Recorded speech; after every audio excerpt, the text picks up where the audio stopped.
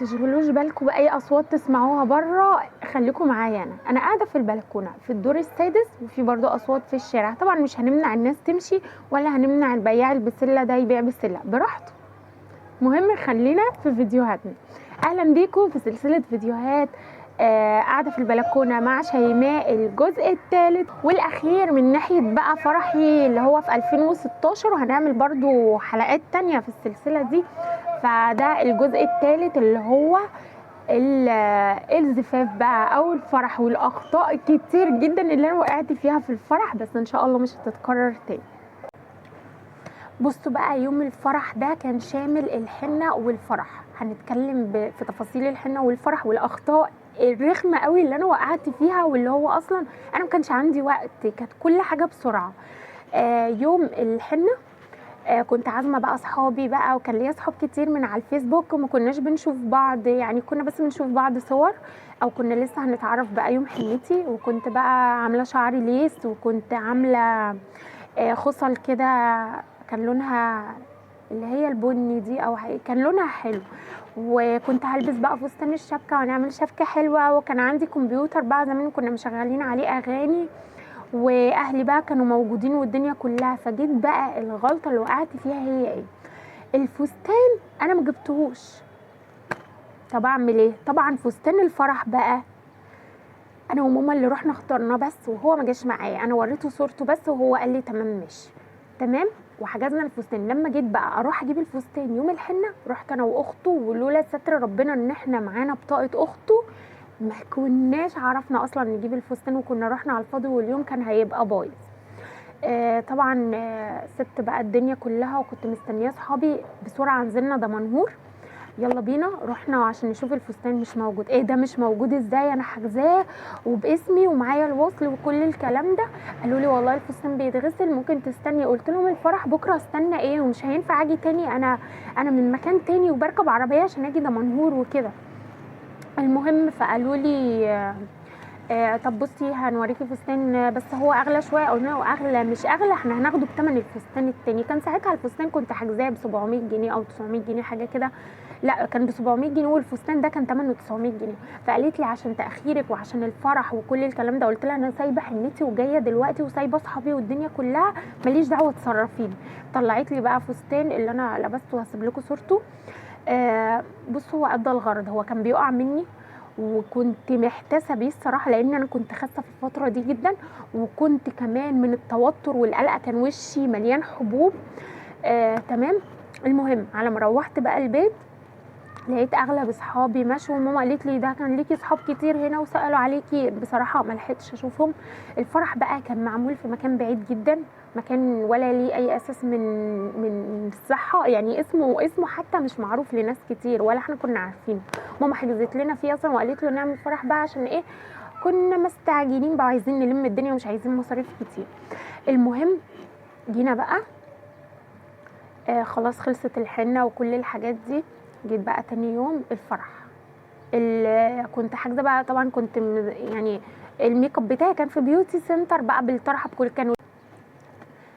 فكان ايامي بقى الايام دي ما كانش فيه ميك اب ارتست، وكان فيه البيوتي سنتر ده بنعمل فيه كل حاجه. بتعملي بقى فيه وشك وحواجبك وتظبطي نفسك، بتعملي فيه تنظيف بشره. عملوا لي طبعا تنظيف بشره وبخار وماسكات وحاجات كتير، بصراحه ظبطوني. وكانت اصلا كنت اعرفها حبيبتي هي يعني. وبعدين جينا بقى ايه؟ يوم الفرح صحيت من النوم اللي هو ايه ده، صحيت بدري جدا وخلاص فرحي النهارده وعادي، مش عارف برده، كان دمي تقيل وكنت بارده قوي اليوم ده، كنت متوتره جدا. وهو برده كان ابرد مني الصراحه، احنا الاتنين كنا باردين في الفتره دي. المهم ايه ده الفرح ومش الفرح وكده. المهم جينا بقى لايه، قلت لماما انا هدخل انام على الظهر كده، سيبيني نايم. فماما لقيتها بتصحيني، يعني انا كان معادي مثلا اروح الساعه 2 او الساعه 3 واطلع الساعه 7. انا نمت تقريبا للساعه 4 ونص 5، وقايمه بقى بدور على الليجن اللي انا هلبسه تحت الفستان ومش لاقياه. يا ماما الحقيني مش لاقيه الليجن. ماما تدور معايا، وماما تعالي اعملي لي المكرونه البشاميل. اعمل مكرونه البشاميل ايه يا ماما؟ في اليوم ده فرحي والبنت بترن عليا واتاخرت ومش عارف ايه. المهم ما لقيناش ليجن. فواحده جارتي بصراحه ربنا يكرمها ويسعد لها عيالها يا رب، ادت لاختي ليجن، كانت فاتحه محل بتبيع حاجات للبنات وكده، وقالت لها الليجن ده هديه لشيماء واديهولها وكده. فاخدت الليجن بقى ولبست، واخدته معايا بقى، والحاجات اللي انا واخداها معايا لكده. فهو جه بسرعه، هو وصاحبه في العربيه اللي احنا هنتزف فيها، وداني بقى انا وصاحبتي. كان ليا واحده صاحبتي بصراحه حبيبه قلبي يا حوبه، فبعت لها بوسات كتير ما سابتنيش. اتفاجئت بيها بصراحه، جايالي واللي هو انا هبقى معاكي في الكوافير ومش هسيبك، او في البيوتي سنتر يا جماعه، هبقى معاكي ومش هسيبك وهبقى جنبك ان شاء الله، وما تقلقيش من حاجه، واي حاجه ناقصاكي قولي لي وانا هجيبها لك وكده. فاتغدينا بقى. المشكله بقى ماما غدتني سمك، اللي هو كنت باكل كده، ماما انا مش عايزه اروح الفرح ده. تقول لي ازاي يا بنتي والناس ويقولوا علينا ايه، مش عارفه، مش جاي لي مزاج اروح الفرح ده. حتى قعدت اقول له انا مش جاي لي مزاج اروح الفرح. المهم رحنا، قالت لي ايه التاخير ده، يلا اتفضلي بسرعه البسي الفستان. طلعت بسرعه لبست الفستان وجهزت نفسي ويلا الميك اب. قلت لها بصي بالله عليكي ميك اب خفيف كده، مش عايزه حاجه مقفوره. كنت مختاره برضو عروسه وكده، وريت لها صورتها، قالت لي انا هعمل لك ميك اب حلو.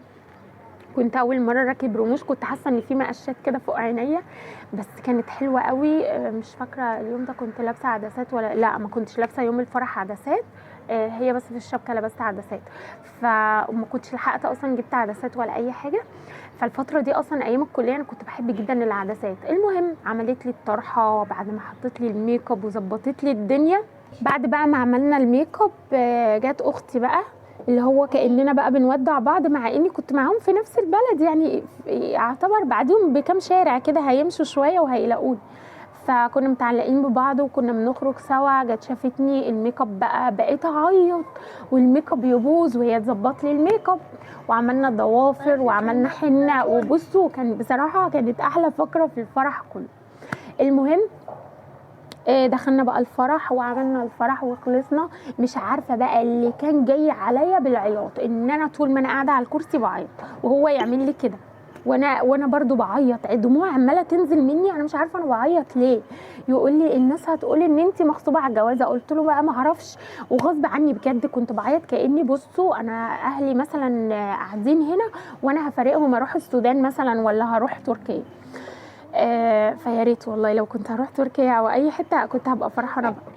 المهم وبعدين عدى اليوم بعد ما اتصورنا وعملنا زفه كده بسيطه. بصراحه دي بقى كانت احلى فقره، لما لبست الفستان وساعه التصوير وساعه اكبر حاجه وقعت فيها وغلطت فيها جدا ان انا ما جبتش مصور في الفرح. الفرح كان في قاعه صغيره، وغير كده انا قلت له لا انا بتكسف ومش عايزه مصور، فانا بقى هبقى العروسه والمصور بتاع الفيديو او ايا كان هيفضل بقى مركز بالكاميرا عليا او بالكاميرا يعني عليا. فانا من النوع اللي كنت بتكسف في الفتره دي جدا، اللي هو لا لما بروح اي فرح لو الكاميرا جت عليا فكنت ببقى مكسوفه وبضير وشي، فدي حاجه وحشه جدا. اختاري الفوتوغرافر، اختاري اللي هيصوركوا، شوفي التصوير بتاعه قبل ما تحددي اي حاجه، ورتبوا للحاجات دي، عشان دي من الحاجات اللي بتبقى مرة واحدة في العمر وذكريات، فلو اتعادت بتبقى قليل جدا على ما بتتعاد، اللي هو لو انفصلنا واتجوزنا حد تاني، او لو احنا مثلا طلقنا من الشخص ده ورجعنا له كده يعني. الاخطاء اللي وقعت فيها والحاجات اللي انا حبيتها وعايزاكم تتأنوا قوي وانتوا بتختاروا كل حاجه. اختاري الفستان قبلها بوقت، طبعا الفتره دي انا عملت كده، اخترت الفستان قبلها بوقت التصميم اللي انا هصممه، ورحت خيطته عملته تفصيل يعني. انا عاملاه اللي هو فستان كاتب كتاب بفرح كده يعني، وان شاء الله وحجزنا القاعه وظبطنا كل حاجه، وان شاء الله هشارككم بقى بالحاجات الجايه دي. استنوني بقى من فيديوهات قاعده في البلكونه مع شيماء. اشوفكم على خير في فيديو جديد، واستنوني بقى في السلسله اللي جايه. باي باي.